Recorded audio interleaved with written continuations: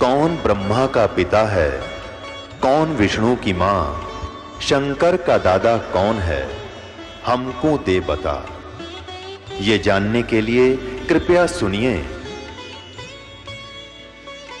जगत गुरु तत्वदर्शी संत रामपाल जी महाराज के अमृत वचन सर्व पवित्र धर्मों के पवित्र शास्त्रों के आधार पर।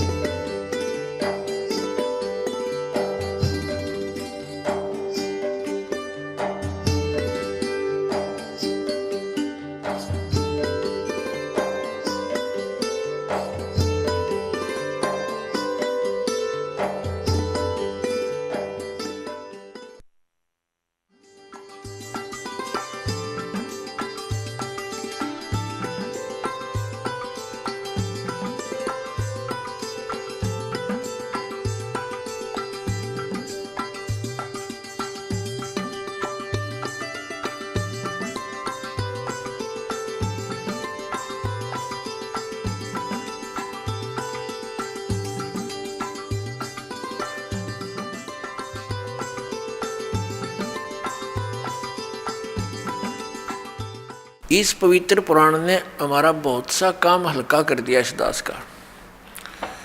एक तो ये सिद्ध कर दिया कि ब्रह्मा और विष्णु और शिव और रुद्र महेश्वर जिसको कहते हैं ये भगवान नहीं है, ये ईश नहीं है। इसलिए दास कहता है कि तीन मुख्य रूप में दास के प्रवचनों में ये ब्रह्म समझो। एक सरब्रह्म, एक अक्षर ब्रह्म और तीसरा परम अक्षर ब्रह्म। तो इन तीन प्रभुओं का ज्ञान जब हमें होगा तो हम पूरे दातम ज्ञान को आसानी से समझ सकेंगे। ये ज्ञान हमें होगा कहाँ से? हमारे सदग्रंथों से। हमारे सदग्रंथ कौन से हैं? जैसा आपको अभी बताया, हमारे सदग्रंथ हैं, सदशास्त्र हैं, पवित्र पांचों वेद, ऋग्वेद, सामवेद, अथर्ववेद और यजुर्वेद, और पांचवा वेद सूक्ष्म वेद जो परमात्मा स्वयं आकर ज्ञान देता है। और ये हिंदू धर्म के गुरुजी बताते हैं पांचवा वेद महाभारत है। पांचवा वेद महाभारत, ये इनकी अपनी सोच है। ये पांचवा वेद महाभारत नहीं है। वैसे तो कितने वेद बना लो, ज्ञान अपनी मर्जी से, जैसे बोध माने ज्ञान ही होता है। 18 बोध 18 ज्ञान ये पुराण है। 18 बोध अलग हैं और उनमें से एक बोध पुराण है, और पुराणा के फिर 18 विभाग हो गए। इस प्रकार हमने इस तत्व ज्ञान को समझना है। प्रसंग आज चला है कि परमात्मा की प्राप्ति के लिए हम इतना कठिन प्रयत्न करते हैं। प्रत्येक मानव ये मानता है कि कोई शक्ति है जो हमें सुखी कर सकती है, कोई ऐसी पावर है। तो उसकी उस समर्थ शक्ति को किसी ने तो अपने हिसाब से किसी देव को मान लिया कि ये समर्थ शक्ति है, दूसरे ने मान लिया ये ऐसी समर्थ शक्ति है, ये है पूर्ण परमात्मा, किसी ने किसी को। तो ये निर्णय कहाँ से होगा कि पूर्ण परमात्मा कौन है? जैसे आपके समक्ष श्री ब्रह्मा जी रजगुण, श्री विष्णु सतगुण, श्री शिव जी तमगुण, ये तो रिजेक्ट हो गए। ये गॉड नहीं है, ईश नहीं है, क्योंकि इन्हीं के इतिहास में लिखा है, इनके पिता ने बोला है, सदाशिव ने कह दिया। ठीक है, अब ये सदाशिव कौन है? ये कहता मेरा एक ओम अक्षर है। ओम अक्षर किसका है? ब्रह्म का। तो ये ब्रह्म ही सदाशिव रूप में प्रकट हो गया। जैसे गीता ज्ञान देते समय इसने अपना वास्तविक रूप दिखाया श्री कृष्ण से बाहर निकल के, और इतना लंबा चौड़ा ऊपर तेज बहुत घना इसके शरीर में, और इसके भयंकर रूप को देखकर अर्जुन जैसा योद्धा भी कांप रहा है और कह रहा है कि भगवान आप तो देवताओं को भी खा रहे हो, सिद्धों की सिद्ध भी आपके, ऋषि भी आपके सामने मंगल कामना कर रहे हैं, आप किसी को नहीं बख्श रहे हैं। तो 11वें अध्याय के 32वें श्लोक में कहता है कि मैं काल हूँ भाई और अब प्रवृत्त हुआ हूँ। श्री कृष्ण काल नहीं थे। श्री कृष्ण जी ने पहले कभी अपने आप को काल नहीं कहा, बाद में कभी उसने काल नहीं कहा। और उनके पास आकर के सब ग्वाल बाल गोपिकाएं तथा पशु पक्षी भी प्यार पाते थे।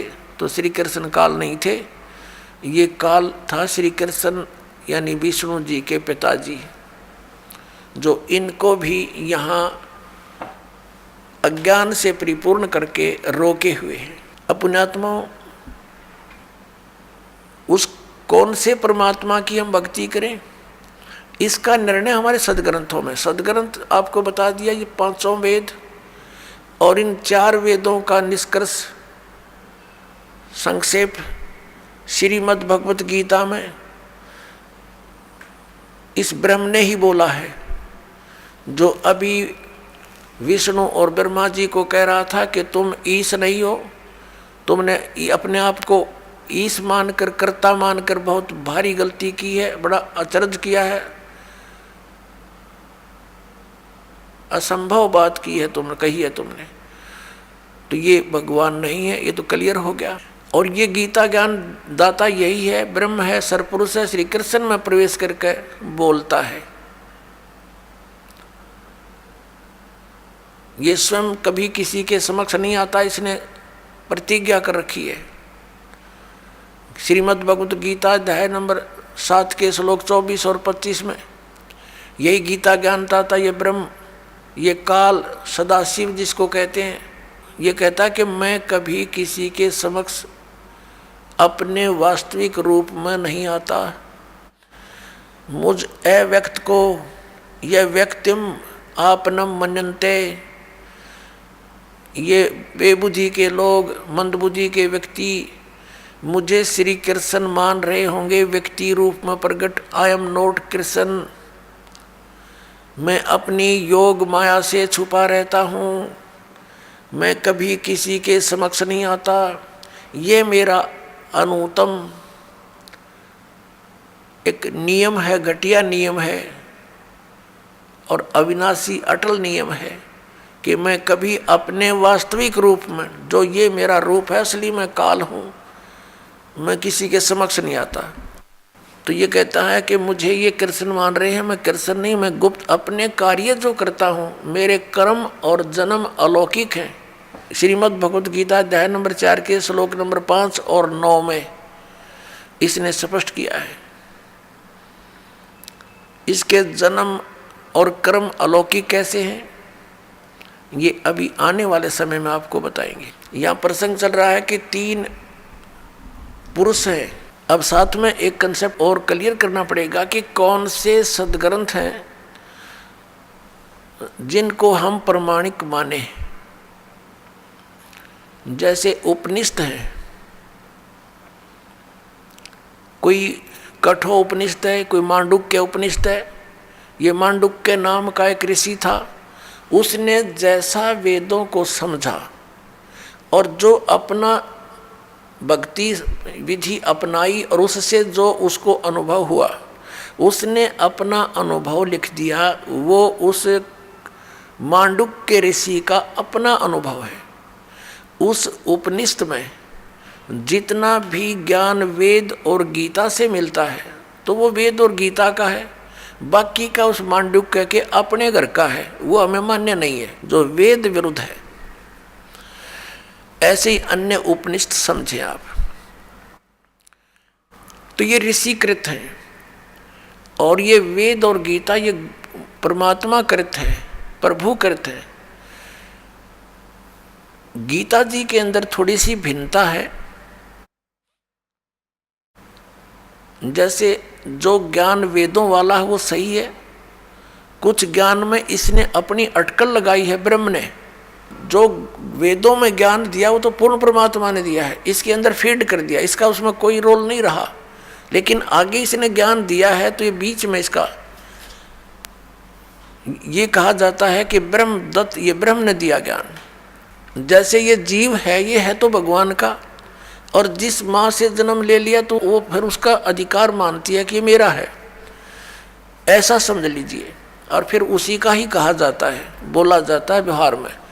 तो ऐसे ही चारों वेद पूर्ण परमात्मा ने दिए थे, इसके अंदर फीड कर दिए थे अंतःकरण में ब्रह्म के, सरपुरुष के। इस सरपुरुष ने, ब्रह्म ने अपने श्वासों के द्वारा इसको बाहर निकाला, अपने आप निकल के समय आने पर समुद्र के अंदर। फिर इसने बाद में चारों को छुपा दिया था, जो बाद में सागर मंथन करने पर ब्रह्मा जी को प्राप्त हुए।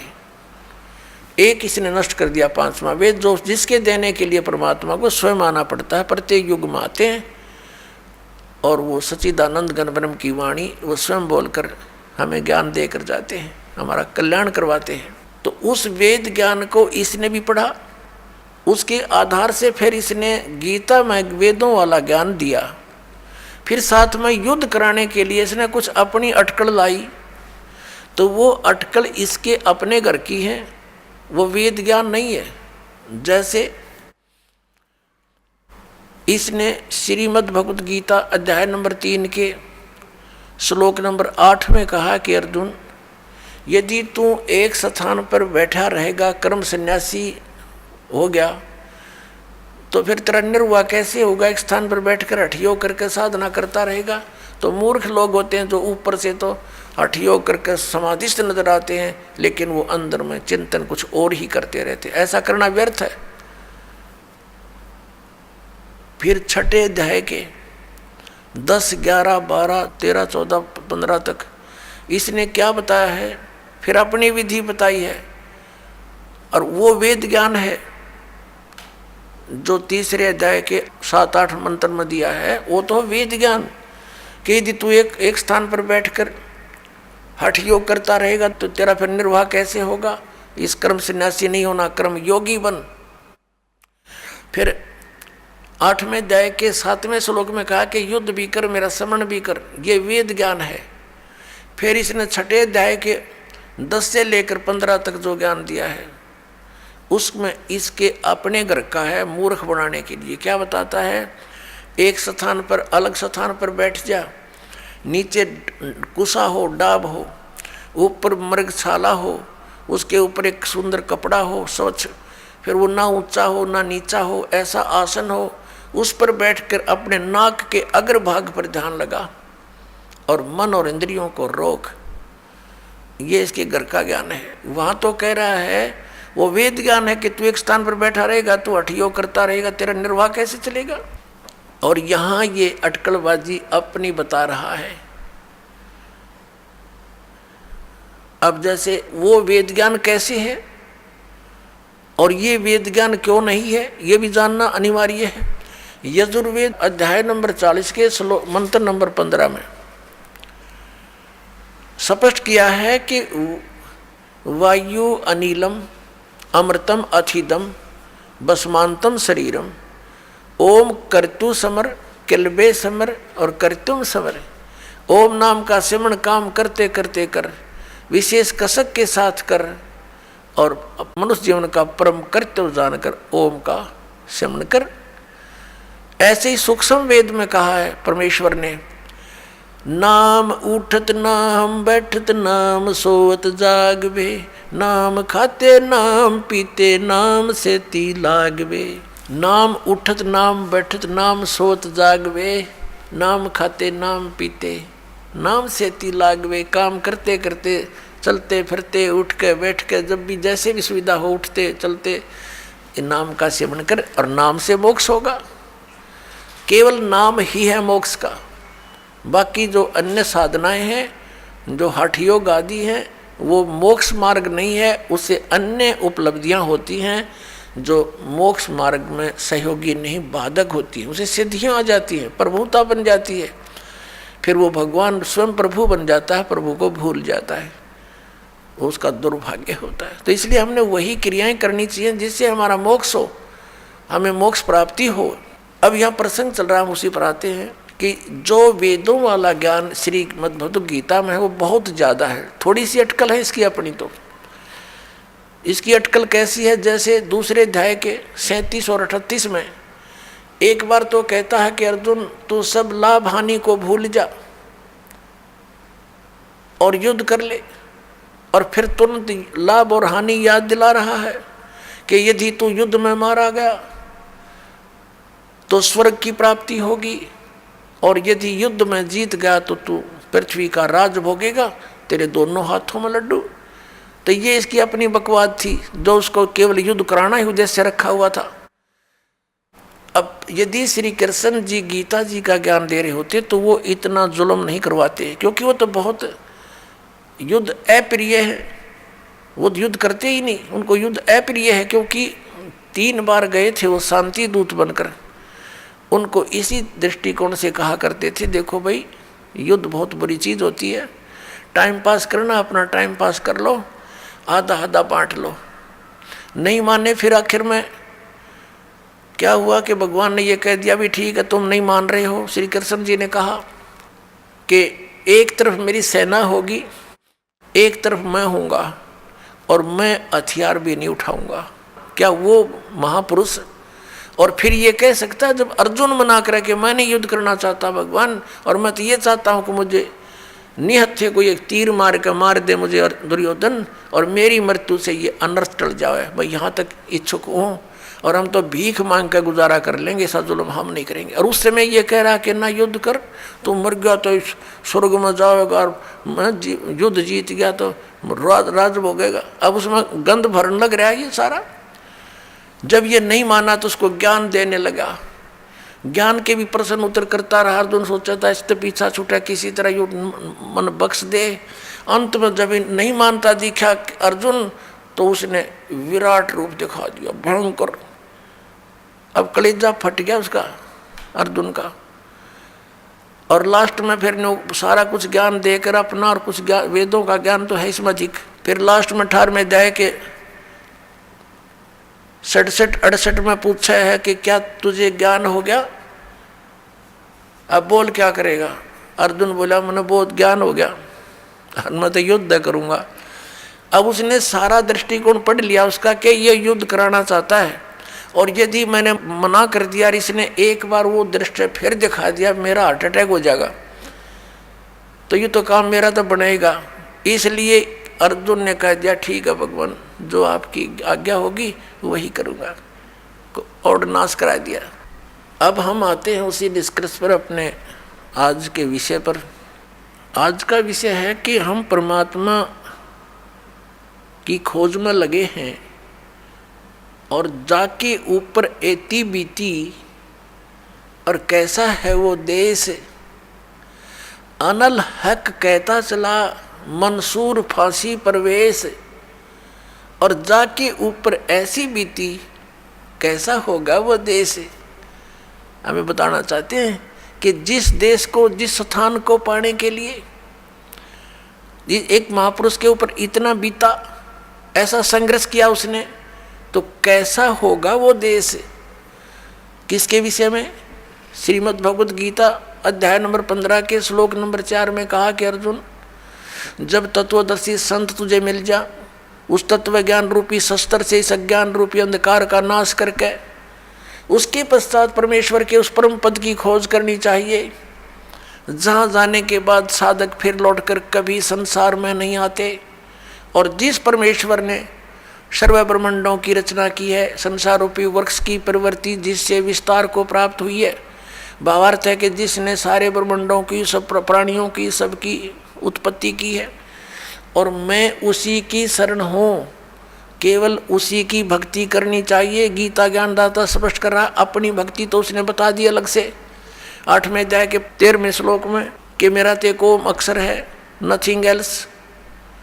इसकी भक्ति करने से ब्रह्मलोक प्राप्ति होगी, वो परम गति है। वहाँ जाने के बाद भी फिर वापस आना होगा, ब्रह्मलोक में गए हुए प्राणी भी वापस आते हैं। और गीता ज्ञानदाता 2 अध्याय के 12वें श्लोक में, और 4 अध्याय के 5वें श्लोक में, और 9वें श्लोक में, 10वें अध्याय के 2 श्लोक में गीता जी में कहता है कि अर्जुन, तेरे और मेरे बहुत जन्म हो चुके हैं, तू नहीं जानता, मैं जानता हूँ। मेरे कर्म और जन्म अलौकिक है। इससे सिद्ध होगा कि इस गीता ज्ञानदाता कहता 8वें अध्याय के 13वें श्लोक में, ओम इति एकाक्षरम, ब्रह्म व्यवहारण माम अनुसमरण ये प्रयाति तजम देहम स याति परमाम गतिम। मुझ ब्रह्म का केवल एक ओम अक्षर है, नथिंग एल्स। जैसा आप जी ने शिव महापुराण में अपनी आंखों देखा था कि मेरे मुख से ये ओंकार एक प्रणव मंत्र उच्चारण हुआ था और ये एक अक्षर हो गया इन ए उ में बिंदु नाद से मिलकर इन 5 अवयवों से एकीभूत होकर के ये एक अक्षर हो गया, ओम अक्षर हो गया।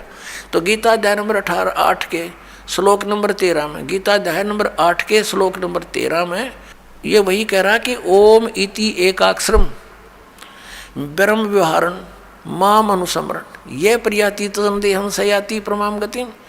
मुझ ब्रह्म का यह एक ओम अक्षर है, नथिंग एल्स। अंतिम समय तक इसकी साधना भक्ति करता हुआ, श्रवण करता हुआ जो शरीर त्याग कर जाता है वह परम गति को प्राप्त होता है। कौन सी परम गति? ओम से मिलने वाली स्थिति गति। वो क्या है? वो ब्रह्मलोक प्राप्ति है। 8वें अध्याय के 16वें श्लोक में कहा कि ब्रह्मलोक पर्यंत भी सभी पुनरावृत्ति के अंदर वहाँ गए प्राणी भी पुनर्जन्म हो आते हैं, क्योंकि ये खुद कहता है मेरा भी जन्म होता है, तेरा भी होता है। तो इससे जन्म मृत्यु और ये दीर्घ रोग परम शांति, ये दीर्घ रोग नहीं नष्ट हो सकता और परम शांति नहीं हो सकती। इससे ये भी सिद्ध हो गया कि गीता ज्ञानदाता वही है जो शिव महापुराण के अंदर ब्रह्मा और विष्णु को ये कह रहा था और शिव को और महेश्वर को उनसे भिन्न है। वो कह रहा था कि तुम ईश नहीं हो, तुमने सब मुझसे ही कुछ ये विभाग प्राप्त किए हैं और तुम प्रभु बन बैठे। और फिर ये भी कहा कि मेरा एक ओम अक्षर है, 5 अवयव से बना हुआ, ये एकीभूत होकर के ये एक अक्षर ओम है, वर्ण है, ओम अक्षर है। तो इससे सिद्ध हो गया कि वही सदाशिव, वही काल ये गीता ज्ञान दे रहा है, जो श्री ब्रह्मा जी, श्री विष्णु जी, श्री शिव जी और इसी महेश और रुद्र को कह रहा पुत्र हो तुम मेरे। ये उनका पिता है, इनकी माता दुर्गा है। अब यहाँ प्रसंग फिर लाते हैं हम कि कैसा है वो देश। कहते हैं अनल हक कहता चला मंसूर फांसी परवेश, जाके ऊपर ऐसी बीती कैसा होगा वो देश। जिसके ऊपर ऐसा शीश भी दे दिया, टुकड़े टुकड़े हो गया, तो कैसा होगा वो देश। उसके विषय बता है गीता ज्ञानदाता कहता 18वें अध्याय के 62वें श्लोक में कि अर्जुन तू सर्वभाव से उस परमेश्वर की शरण में जा, उस परमेश्वर की कृपा से ही तू परम शांति को और सनातन परम धाम को प्राप्त होगा। ओए होए, परम शांति और सनातन परम धाम। सनातन परम धाम जो सदा रहने वाला, शाश्वतम शथानम, मूल पाठ में लिखा है शाश्वतम शथानम। शाश्वत माने सदा रहने वाला, अविनाशी, और स्थान को, धाम को, लोक को, वो स्थान उसको प्राप्त होगा और वहाँ परम शांति होगी। इससे सिद्ध है गीता ज्ञान दाता से कोई अन्य है वो प्रभु, वो परमेश्वर, जिसकी शरण में जाकर साधना करने से, जिसकी साधना करने से वो परम शांति हो सकती है और वो स्थान प्राप्त हो सकता है जहाँ जाने के बाद साधक फिर लौटकर कभी संसार में नहीं आते। वो गीता ज्ञान दाता से अन्य है, भिन्न है। अब पुण्यात्माओं, हमारे जो पवित्र सदग्रंथ हैं वो कौन से हैं जिससे हमें निर्णय हो कि हु इज गॉड, परमात्मा कौन है, हु इज ही गॉड, वह परमात्मा कौन है। उस परमेश्वर की शरण में जाने के लिए गीता ज्ञान दाता कह रहा है उस परमेश्वर की शरण में जाओ, वह परमेश्वर कौन है और कहाँ प्रमाण है। और उसकी साधना का मंत्र कौन सा है और किसको सत्य माने। श्रीमद् भगवत गीता अध्याय नंबर 16 के श्लोक नंबर 23 और 24 में कहा है, अर्जुन, जो शास्त्र विधि को त्याग कर मनमाना आचरण करते हैं उनको न तो सुख हो, न उनकी गति हो और न ही उनको कोई सिद्धि प्राप्त हो सकती, अर्थात यूजलेस, व्यर्थ। फिर 24वें श्लोक में कहा कि अर्जुन, इससे तेरे लिए कर्तव्य और अकर्तव्य की व्यवस्था में शास्त्र ही प्रमाण है। शास्त्रों में वर्णित विधि अनुसार ही साधना करेगा, उसी ज्ञान पर आरूढ़ रहेगा तो तुझे लाभ होगा, अन्यथा कोई लाभ नहीं। अपने आत्मा पवित्र हिंदू धर्म के धर्म गुरु आदरणीय शंकराचार्य जी माने जाते हैं। आदि शंकराचार्य जी जिसने ये 4 मठों की स्थापना की, उसके पश्चात फिर अन्य सुयोग्य शिष्यों को उस पर स्थापित करके स्वयं 32 वर्ष की आयु में आदि शंकराचार्य जी सवधाम चले गए थे। अब उन धर्म गुरुओं ने क्या बताया है हमारे को? उन्होंने हमें बताया है कि श्री ब्रह्मा जी, श्री विष्णु जी, श्री शिव जी ये अजरो अमर हैं, ये सर्वशक्तिमान हैं। श्री विष्णु जी ही श्री कृष्ण और श्री राम रूप में अवतरित हुए, जन्म हुआ उनका यहाँ पर, उन्होंने जो लीलाएं की उनके वो गुणगान किया करते हैं। और फिर उनसे कोई पूछता है, जैसे पूछा ही करते थे हम भी पहले, प्रश्न करते थे क्या रजगुण ब्रह्मा जी, सतगुण विष्णु, तमगुण शिव जी हैं? वो कहा करते हाँ, रजगुण ब्रह्मा जी हैं, सतगुण विष्णु जी हैं, तमगुण शिव जी हैं। और रजगुण ब्रह्मा जी उत्पत्ति करते हैं और सतगुण विष्णु जी हमें हमारी यहाँ सतिथि रखते, बनाए रखते हैं, पालन भी करते हैं। और श्री शंकर जी संहार करते हैं, ये तमोगुण है। तब उनसे प्रश्न किया करते कि श्री ब्रह्मा जी, श्री विष्णु जी, श्री शिव जी ये किसकी भक्ति करते हैं? वो उत्तर देते थे कि भगवान विष्णु और शंकर श्री राम की भक्ति करते हैं। कोई कहता है कि श्री शंकर जी के आराध्य देव विष्णु जी हैं, कोई कहते हैं श्री विष्णु जी के आराध्य देव शंकर भगवान हैं, ये इन्हीं की पूजा करते हैं। और यहाँ तक कहते थे कि राम तो शिव जी की भक्ति करता है, शिव जी श्री राम की भक्ति करता है। इसको उहाबाई का ज्ञान कहते हैं। आदि शंकराचार्य जो पवित्र हिंदू धर्म के जो धार्मिक गुरु माने जाते हैं, इनका विधान क्या है कि जीव ही ब्रह्म है, अयम आत्मा ब्रह्म, अहम ब्रह्मास्मि, तत्वमसि, प्रज्ञानम ब्रह्म, ये इनके 4 मठों के एक एक वाक्य हैं। और यही वाक्य उपासना के हैं, मोक्ष मार्ग बताते हैं ये। और ये भी कहते हैं कि ये 4 वाक्य उपनिषदों से लिए गए हैं। और फिर इनसे प्रश्न किया करते थे कि क्या वेदों वाला ज्ञान ही श्रीमद् भगवत गीता में है? संक्षेप में हाँ, ये स्वयं ही बताते थे कि 4 वेदों ऋग्वेद, यजुर्वेद, सामवेद, अथर्ववेद का संक्षेप में ज्ञान है श्रीमद् भगवत गीता, जो भगवान श्री कृष्ण ने बोला, इनका कहना था। और फिर इनसे प्रश्न किया करते थे कि श्री मद् भगवत गीता के अंदर जो वर्णित विधि है, हमें मोक्ष मार्ग बताइए। तो ये क्या बताया करते, गीता जी का पाठ करो नित्य, मोक्ष मार्ग बताते हैं ये, गीता जी का पाठ करो नित्य, 1 अध्याय जितना भी कर सकते हो, तुम्हारा मोक्ष हो जाएगा। फिर क्या कहा करते थे, हरे राम हरे कृष्ण, हरे राम राम राम हरे हरे, ये मंत्र जाप करो।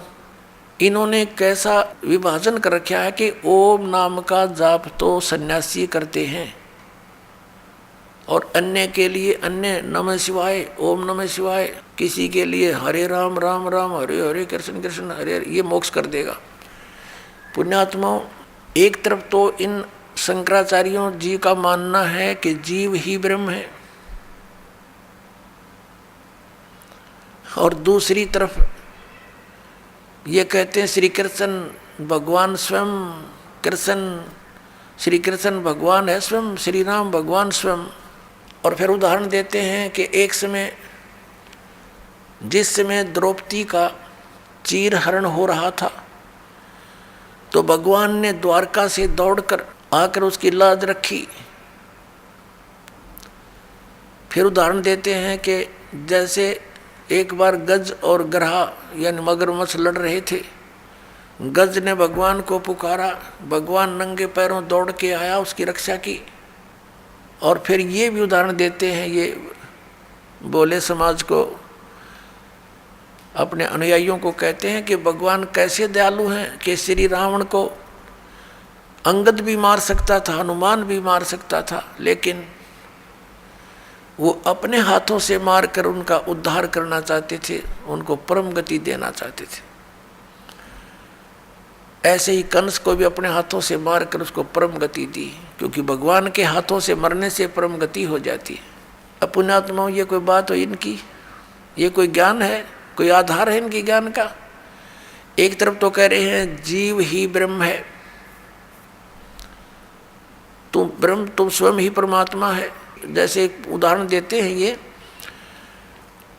इनके इतिहास को दास ने पढ़ा, इनके सदग्रंथों को देखा, उदाहरण दे रखा है कि एक व्यक्ति, एक शिष्य गया गुरुजी के पास कि मैं किस देव की, किस भगवान की उपासना करूं, मुझे उसका ज्ञान कराइए। तो गुरुदेव ने बताया कि तू खुद ही भगवान है, तू ही परमात्मा है, तू अज्ञानता से अपने आप को जीव समझ रहा है, बस वो भगवान बन गया, उसको ज्ञान हो गया शिष्य को। वाह भाई वाह, कितना सिंपल, कितना साधारण से ज्ञान हो गया। और फिर ये मंत्र जाप करते, हरे राम राम राम कृष्ण कृष्ण हरे हरे। फिर ये किस लिए? जब तुम ही जीव ही परमात्मा है, फिर ये किस लिए कर रहे हो? ये कीर्तन किसका कर रहे हो? भगवान का। भगवान तुम राम को भी मानो, श्री कृष्ण को भी भगवान मानो, और विष्णु जी भी भगवान, शंकर भी भगवान, नारायण भी भगवान थारे। और फिर नो के जीव ब्रह्म, और ब्रह्म को कहते हो तो सर्वव्यापक है, निराकार है, यानी आत्मा को कहते हैं कि ये आत्मा ही सर्वव्यापक है और परमात्मा कोई नहीं, जीव ही ब्रह्म है। फिर नो कहें कि उसका गज की रक्षा के लिए, हाथी की रक्षा के लिए भगवान दौड़े दौड़े आए। देख, सिर पैर नहीं इनके ज्ञान का। ये तो ऐसी कथा है इनकी जैसे एक दादी माँ अपने पोत्र पोत्रियों को शाम के समय सुलाते समय कथा सुनाया करती। एक बुढ़िया कथा सुना रही थी, बच्चे सो नहीं रहे थे रात्रि के समय। कह रही थी, बेटा एक मकान पर एक भूतनी बैठी थी, प्रेतनी, लंबे लंबे दांत थे, मोटी मोटी आंखें थी और पीछे से पैर मुड़े हुए थे, उसके घुटनों से पीछे ऐसे बैठी थी, उसके पैर काम नहीं करते, मुड़े हुए थे। और जो बच्चे रात्रि के समय देर तक जागते हैं ना, उनको उठाकर दौड़ जाती है। अब बच्चे कहने लगे, दादी माँ जिसके पैर मुड़े हुए हों वो दौड़ेगी कैसे? तो बुढ़िया कहती है, सो जा सो जा, हाउ आ जाएगा। अब बच्चे पूछते हैं, वो हाउ कैसा होता है? कि तुम ही तो हाउ हो, सर दर्द कर रखा, पड़ जाओ। इनका तो यो ज्ञान है इन शंकराचार्यों का, और कितने देश को भ्रमित करे बैठे। आज का जो विषय हम उसी पर आते हैं कि श्री ब्रह्मा रजगुण, श्री विष्णु सतगुण, श्री शंकर तमगुण, महेश्वर तमगुण, ये भगवान नहीं है। ये तो आपको सिद्ध ही कर दिया दास ने, इन्हीं के इतिहास में दिखा दिया, श्री शिव पुराण में और विद्वेश्वर संहिता के अध्याय नंबर 7, 9 और 10 के अंदर। अब बाकी बचे 3 पुरुष जो दास कहता है कि 3 पुरुष मुख्य तौर पर अध्यात्म ज्ञान के अंदर आते हैं, एक सरपुरुष, एक अक्षर पुरुष और तीसरा परम अक्षर पुरुष। इन्हीं को अन्य शब्दों में सरब्रह्म, अक्षर ब्रह्म और परम अक्षर ब्रह्म, और अन्य शब्दों में ईश्वर, परमेश्वर कहा जाता है। ये कहाँ प्रमाण है? अब दास ने ये तो प्रमाणित आपके समझ कर ही दिया कि हमने सदग्रंथों के अतिरिक्त अन्य किसी भी दंत कथा को स्वीकार नहीं करना है जो वेदों, गीता और सूक्ष्म वेद में प्रमाणित ना हो। और इसी का समर्थन पवित्र श्रीमद् भगवद गीता अध्याय नंबर 16 के श्लोक 23 और 24 से हमें प्राप्त हुआ। तो इससे कंसेप्ट क्लियर हुआ कि इसके अतिरिक्त जो वेदों में वर्णित और गीता में वर्णित विधि है तो वो हमें मान्य है और वही हमारी मोक्षदायक है, कल्याणकारक है, उससे अतिरिक्त नहीं। अब ये जैसे शंकराचार्य जी और अन्य जितने भी हिंदू धर्म के गुरुजन हैं, ये श्रीमद् भगवद गीता को शिरोधार्य बताते हैं, अनमोल ग्रंथ बताते हैं और भगवान श्री कृष्ण जी द्वारा दिया गया एक अनमोल रतन बताते हैं। वास्तव में तो ये ज्ञान किसने बोला? इनकी बुद्धि वहाँ तक पहुँच नहीं सकती, क्योंकि तो बाल बुद्धि वाले हैं, इनका तो कोई ज्ञान का सिर पैर नहीं है। फिर भी ये दास उसको समझाने के लिए पूरा प्रयत्न करेगा और सत्य है जो दास बताएगा वो फाइनल है, सदग्रंथों में प्रमाणित है। अब ये जाप करते हैं हरे कृष्ण हरे राम और कई तरह दे राधे श्याम मिला दे, या ओम नमः शिवाय, और बाकी का आपको बताई दिया कि अयम ब्रह्म, अयम आत्मा ब्रह्म, या आत्मा ही ब्रह्म है। बता फिर क्यों डले ढो रहे हो? जब आत्मा ही ब्रह्म है तो बैठो आराम से। तो कुत्ते की आत्मा ही ब्रह्म है, फिर तो सैर से पट्टे करती फिर हवा। अरे हम यहाँ बुरा हाल हुआ पड़ा है, अज्ञान के कारण हम ऐसे आप पर दंत कथा बना बैठे, ना वेद ज्ञान और ना इनके पास कोई अन्य शास्त्र से परिचित, ये अपना दंत कथा बना रखी है। अपने आत्मा श्रीमद् भगवद गीता में जो विधि वर्णित है भगवान के स्मरण की, उसके अतिरिक्त जो नाम जाप किए जाते हैं वो शास्त्र विधि को त्याग कर मनमाना आचरण है, वो यूजलेस है। हरे राम हरे कृष्ण कृष्ण कृष्ण हरे हरे ओम नमः शिवाय आदि ये मंत्र व्यर्थ हैं। और बाकी ये ओंकार, रंकार, ज्योति निरंजन, सतनाम आदि ये 5 नाम है, ये व्यर्थ है। अकाल मूर्त शब्द स्वरूपी राम सतपुरुष ये व्यर्थ नाम है, ये मोक्षदायक नहीं है, ये उपमात्मक नाम है। उस सतपुरुष को तो हमने पाना है, उस अकाल मूर्त को तो पाना है जिसके गुण गाए जा रहे हैं। उसकी विधि प्रोसीजर अलग है उस परमेश्वर के पाने का। जैसे जमीन में जल है, पृथ्वी के अंदर जल है, तो जल पानी नीर जल पानी नीर कहते रहो, लेकिन वो मिलेगा कैसे वो जल पानी नीर? उसका प्रोसेस न्यारा है, उसका प्रोसीजर अलग से है। हैंड पंप लगाया जाता है और तब वो जल पानी नीर मिलता है। ऐसे अकाल मूर्त सर्व स्वरूपी राम सतपुरुष परम अक्षर ब्रह्म जिसको हम खोज रहे हैं, उसके पाने की वे ऑफ वर्शिप सदग्रंथों से ही लेनी है, किसी की दंत कथा लोक वेद से नहीं लेनी। श्रीमद् भगवत गीता में 8वें अध्याय के 13वें श्लोक में लिखा है कि ओम इति एकाक्षरम ब्रह्म व्यवहारण माम अनुसमरण यह परियाति तजन देहम स याति परमाम गतिम। गीता ज्ञानदाता कहता मेरा एक ओम मंत्र है, एक अक्षर ओनली, एक ओम अक्षर है, नथिंग एल्स, और इससे वो परम गति होगी जो ओम से हो सकती है। ओम से कौन सी होगी? ब्रह्म प्राप्ति, ब्रह्मलोक प्राप्ति। और ब्रह्मलोक में गए हुए प्राणी भी पुनरावृत्ति के अंदर है। ये खुद कहता अर्जुन तेरे और मेरे बहुत जन्म हो चुके, गीता ज्ञानदाता कहता है तू नहीं जानता मैं जानता हूँ। तो ओम वाली गति भी श्रेष्ठ नहीं है। इसलिए 7वें अध्याय के 18वें श्लोक में गीता ज्ञानदाता ने कहा है कि ये सभी ज्ञानी आत्मा है तो उद्धार परमात्मा के लिए समर्पित हैं, लेकिन ये मेरे वाली अनुत्तम गति में ही आश्रित हैं। ये मेरे ओम नाम से मिलने वाली जो परम गति ब्रह्म लोक प्राप्ति है, वहाँ तक जाने के ही साधना तक सीमित है। वहाँ गए हुए प्राणी भी फिर जन्म मृत्यु में आएंगे। इनको परम शांति नहीं हो सकती। परम शांति के लिए तो उसने कंसेप्ट क्लियर कर दिया है 18वें अध्याय के 62वें श्लोक में कि अर्जुन तू सर्वभाव से उस परमेश्वर की शरण में जा, उसकी कृपा से ही परम शांति को और सनातन परम धाम को प्राप्त होगा। मेरे साधना से तुझे वो गति नहीं हो सकती जिससे परम शांति और सनातन परम धाम यानी सतलोक प्राप्त हो जाए। उसके लिए इसने कंसेप्ट क्लियर कर दिया है कि मैं नहीं जानता, उसके लिए तत्वदर्शी संतों को खोजो, चौथे अध्याय के 34वें श्लोक में। और तत्वदर्शी संत की पहचान भी बता दी है 15वें अध्याय के 1 श्लोक में कि ऊपर को जड़ वाला, ऊर्ध्व मूलम अधः शाखम, अश्वत्थम प्राहो अवम, छंदासी यस्य पर्णानि, यह तम वेद स वेदवित। ऊपर को जड़ और नीचे को तीनों गुण रूपी शाखा वाला। श्रीमद् भगवद गीता अध्याय नंबर 15 के श्लोक नंबर 1 का निष्कर्ष दास बता रहा है कि ऊपर को तो जड़ समझो उस संसार रूपी वृक्ष की, और नीचे को शाखा है। 15वें अध्याय के दूसरे श्लोक में स्पष्ट कर दिया कि ये तीनों गुण रूपी शाखा, रजगुण ब्रह्मा, सदगुण विष्णु, तम गुण शिव जी। अब यहाँ केवल हिंट दिया गीता ज्ञानदाता ने, इसका कोई विस्तृत ज्ञान नहीं दिया। उसके लिए ऑप्शन छोड़ दिया कि तत्वदर्शी संत बताएंगे, और फिर पहचान बता दी। तत्वदर्शी संत कौन होगा?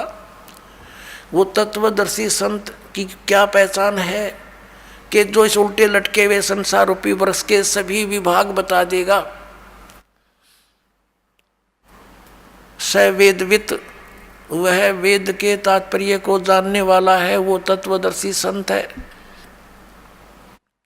तो ये ज्ञान परमात्मा ने स्वयं आकर के 600 वर्ष पहले उस परम अक्षर ब्रह्म ने अपने मुखारविंद से बोलकर कबीर वाणी में उस 5वें वेद में, सूक्ष्म वेद में बोला था। उस कबीर परमात्मा ने, उस धाणक कबीर ने, जुल्हाए कबीर ने, वो परम अक्षर ब्रह्म है, उन्होंने बोला था अक्षर पुरुष एक पेड़ है, निरंजन यानी सरपुरुष वा की डार, और तीनों देवा शाखा हैं ये पात रूप संसार। ये ज्ञान परमात्मा ने 600 वर्ष पहले दिया था। देखिएगा, ये उल्टा लटका हुआ संसार रूपी वृक्ष जानो। परमेश्वर कबीर देव जी ने, कबीर साहब ने, परम अक्षर ब्रह्म ने 600 वर्ष पहले ये ज्ञान दिया था कि अक्षर पुरुष एक पेड़ है और सरपुरुष वा की डार, और तीनों देवा शाखा हैं ये पात रूप संसार।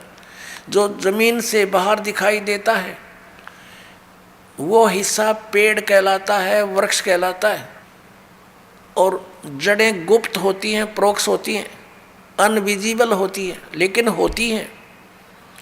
तो परमात्मा ने स्वयं आकर के ये ज्ञान बताया था कि इस संसार रूपी वृक्ष के सब पार्ट्स बताए थे।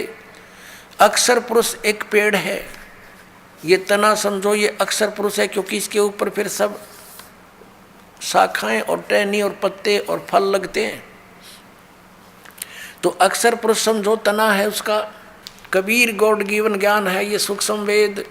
कबीर अक्षर पुरुष एक पेड़ है, निरंजन इसको सरपुरुष भी कहते हैं, वह की डार, और तीनों देवा, रजगुण ब्रह्मा, सतगुण विष्णु, तमगुण शिव जी, ये शाखा हैं, और पात रूप संसार ये तना है अक्षर पुरुष। इसके फिर एक मोटी डार निकली, इसको जानो सरपुरुष, ये ब्रह्म, सरब्रह्म भी कहते हैं इसको, सरपुरुष या सरब्रह्म। ज्योत निरंजन भी इसी का, इसको कहते हैं, काल भी इसी को कहते हैं। और इसकी 3 शाखाएं फिर निकली, रजगुण ब्रह्मा, सतगुण विष्णु और तमगुण महेश यानी शिव, और पात रूप संसारे।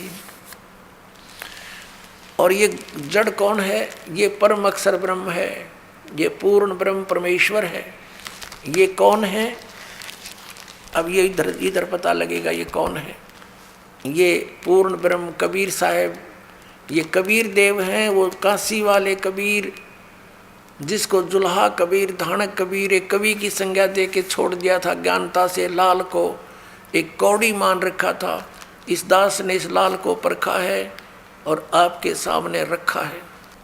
अब यहाँ प्रसंग आया है कि जो उल्टे लटके हुए संसार रूपी वृक्ष के सर्व विभागों को भिन्न भिन्न बता देगा। स वेदवित, वो वेद के तात्पर्य को जानने वाला है, वो तत्वदर्शी संत है। अब तत्वदर्शी संत की भूमिका करने के लिए स्वयं परमेश्वर आते हैं, सचखंड से चलकर आते हैं, सतलोक से, तीसरे मुक्ति धाम से, उस ध्यूलोक के तीसरे पृष्ठ पर परमात्मा स्वयं विराजमान है, एक देशीय है, साकार है, मनुष्य दृश्य है। और वहाँ से वो गति करके सह शरीर आते हैं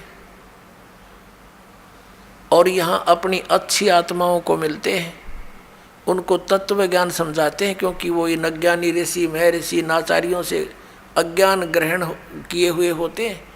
उनको फिर ये तत्व ज्ञान दिखाते हैं, अपनी सतिथि से परिचित कराते हैं, सचखंड सतलोक ले जाकर वापस छोड़ते हैं, अपना गवाह बनाते हैं। फिर वो संत उस परमेश्वर के द्वारा प्राप्त ज्ञान और आँखों देखे उस पूरे ब्रह्मांडों को, सतलोक को, फिर अपनी वाणी में ढोल के डंके पर आवाज़ लगाकर सुनाते हैं, कहते हैं कि कबीर इज गॉड, धानक रूप रहा करतार, अनंत कोट ब्रह्मांड का एक रति नहीं भारे, सतगुरु पुरुष कबीर हैं ये कुल के सिरजनहार। उन महापुरुषों ने जिनको परमात्मा का साक्षात्कार हुआ और सचखंड सतलोक वो स्थान देखा जहाँ भगवान रहता है, उन्होंने सब ने बताया कि परमात्मा साकार है, सह शरीर है, उसका नाम कबीर है, वो मनुष्य दृश्य है।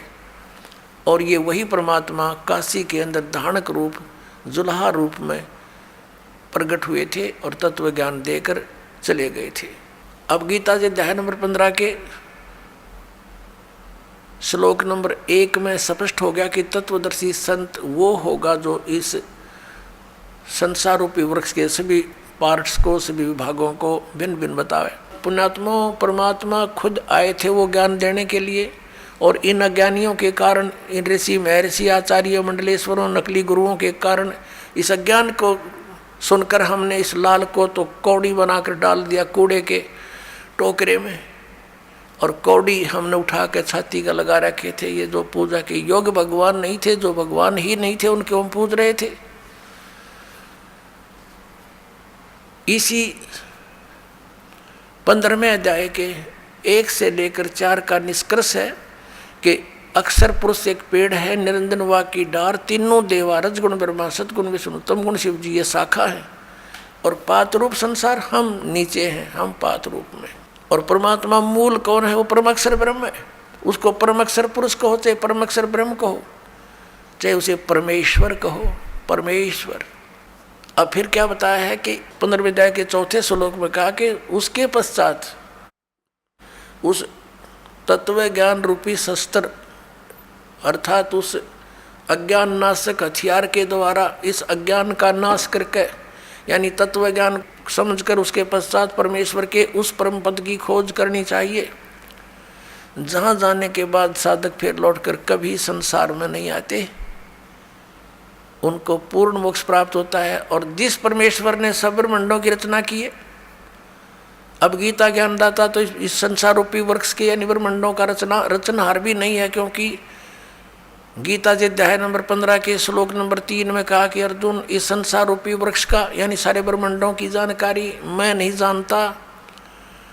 यहाँ विचार काल में जैसा कि तेरे और मेरे गीता जी के डिस्कशन में मैं बताऊंगा, मुझे ज्ञान नहीं, उसकी सतिथि से मैं परिचित नहीं, इसकी अच्छी तरह मुझे सतिथि का ज्ञान नहीं है। तो इसे सिद्ध हो गया कि ये सृजनहार नहीं है गीता ज्ञानदाता, और जो सृजनहार है वो कबीर देव है, परम अक्षर ब्रह्म है। उसने अपने द्वारा रची हुई सृष्टि को स्वयं आकर के बताया है। क्या बताया है कि अक्षर पुरुष एक पेड़ है, निरंजन वा की डार, और तीनों देवा शाखा है, ये पात रूप संसार। अब उस मूल को छोड़ के बाकी सब डिस्कस कर दिया भगवान ने, और उसके लिए इस दास को भेज दिया कि मूल कौन है। बता तो पहले भी गए थे कि हम ही अलखला हैं, कुतुब गोश और पीर, और कह कबीर खालिक दनी हमारा नाम कबीर। हम सारी सृष्टि के रचनहार हैं और मैं खुद परमात्मा हूँ, लेकिन हमने इन अज्ञानियों के विधान अनुसार उस भगवान को नहीं पहचाना कि कबीर इज गॉड। और इनफैक्ट कबीर इज गॉड। अब सब प्रमाणित आपके सामने होंगे, वास्तव में कबीर भगवान है। तो पुणात्मा हमने भगवान चाहिए, और सदग्रंथों में प्रमाणित वही भगवान जो हमारे सदग्रंथ वेद और गीता जो बताती है, उसमें जो प्रमाण है वही गॉड। उसके लक्षण मिलते हैं वो भगवान, वो गॉड, और उससे लक्षण नहीं मिलते तो गॉड नहीं है। तो फिर हमने उसकी आवश्यकता क्या है? तो गीता जी अध्याय नंबर 15 के श्लोक नंबर 16 और 17 में 3 पुरुष बताए, एक सरपुरुष, दूसरा अक्षर पुरुष और तीसरा परम अक्षर पुरुष। अब गीता जी अध्याय नंबर 8 के श्लोक नंबर 1 में अर्जुन ने पूछा कि भगवान, गीता ज्ञानदाता से पूछा कि आपने 7वें अध्याय के 29वें श्लोक में जिस तत्ब्रह्म के विषय में कहा है कि उस जो व्यक्ति जरा और मरण से छूटने के लिए ही प्रयत्नशील हैं, जरा माने वृद्धावस्था, बुढ़ापे का संकट, और मरण माने मृत्यु, इन दोनों से जो छूटने के लिए प्रयत्न कर रहे हैं, अन्य कोई डिमांड संसार के नहीं कर रहे हैं, तो वो उस तत्ब्रह्म से परिचित हैं और सारे दातव्य ज्ञान से और सभी कर्मों से वो परिचित हो चुके हैं। तो अर्जुन ने पूछा 8वें अध्याय के प्रथम मंत्र में कि किम तत्ब्रह्म, किम अध्यात्म, किम कर्म पुरुषोत्तम, क्योंकि वो तो पुरुषोत्तम मान रहा था उसने श्री कृष्ण को। कौन? अर्जुन। तो उसने पूछा कि फिर वो कौन है तत्ब्रह्म? 8वें अध्याय के 3 श्लोक में गीता ज्ञानदाता ने कहा कि वो परम अक्षर ब्रह्म है। अब उसे परम अक्षर ब्रह्म कहो, परम अक्षर पुरुष कहो, एक ही बात है। 8वें अध्याय के 5 और 7 में गीता ज्ञानदाता कहता है कि अर्जुन तू युद्ध भी कर, मेरा स्मरण भी कर, मुझ में भावित रहकर मुझ में श्रद्धा रख के भक्ति करता हुआ शरीर छोड़कर जाएगा तो मुझे प्राप्त होगा। 8वें अध्याय के 6 श्लोक में कहा कि अर्जुन ये विधान है कि अंत समय में जो जिसके ऊपर आसक्त होता है, जिसमें जिसकी भावना रहती है, जिसके ऊपर वो भावित रहता है भाव में, उसी को प्राप्त होता है। यही सूक्ष्म वेद में कहा कि जहाँ आशा ता बासा होई, मन कर्म वचन सुमरियो सोई। अब आज तक के जितने भी पवित्र हिंदू धर्म के धर्मगुरु थे, इन्होंने गीता जी के अध्याय नंबर 5 और 7 का तो अनुवाद कर दिया। अनुवाद माने अपने प्रवचनों में इसका तो वर्णन करते रहे कि भगवान कहता मेरी शरण में आ जा, तो युद्ध भी कर मेरी शरण में आ जा। लेकिन 8वें अध्याय के 8, 9, 10 भी गीता जी में लिखे हुए, उनके विषय में टिप्पणी क्यों नहीं की इन्होंने आज तक? क्योंकि ये इनको ज्ञान नहीं था, ये तत्व ज्ञान से अपरिचित है, ये स्वयं भी भ्रमित है, पूरे समाज मानव समाज को इन्होंने भ्रमित कर रखा है। उसमें क्या कहा? 8 और 9 और 10 में कहा कि उस परम अक्षर ब्रह्म की साधना करने वाला उसी को प्राप्त होगा, उसकी साधना करने वाला उसी को प्राप्त होगा। उसके मंत्र के बारे में 17वें अध्याय के 23वें श्लोक में कहा कि उस सच्चिदानंद घन ब्रह्म के पाने का इस 3 मंत्र की साधना है, 3 मंत्र की का जाप करना है। ओम तत्सत इति निर्देश है ब्रह्मण तिर्विध समर्थ। ब्रह्मण माने सच्चिदानंद घन ब्रह्म का, इस ओम तत्सत ये 3 मंत्र का जाप 3 विधि से करने, स्मरण करने का है। 3 विधि है इसके स्मरण करने की। और ओम तो ये सरपुरुष का, सरब्रह्म का, ब्रह्म का कहो, ये तो सार्वजनिक रखा है। और तत् और सत ये सांकेतिक है, ये दास बताएगा इस पृथ्वी पर। इस दास के अतिरिक्त किसी के पास ये यथार्थ मंत्र नहीं है, और ना यथार्थ ज्ञान है आज तक किसी के पास नहीं था। या तो भगवान के पास था, भगवान ने जब स्वयं आकर बोला था, या उन महापुरुषों के पास था जो उनसे परिचित हुए थे, उसके पश्चात ये बिल्कुल लुप्त प्राय हो गया था। उसको पुनः जागृत करने के लिए इस दास की सेवा दी परमेश्वर ने। इस दास को भेजा है आप पुण्यात्माओं के तक इस सत संदेश को पहुंचाने के लिए।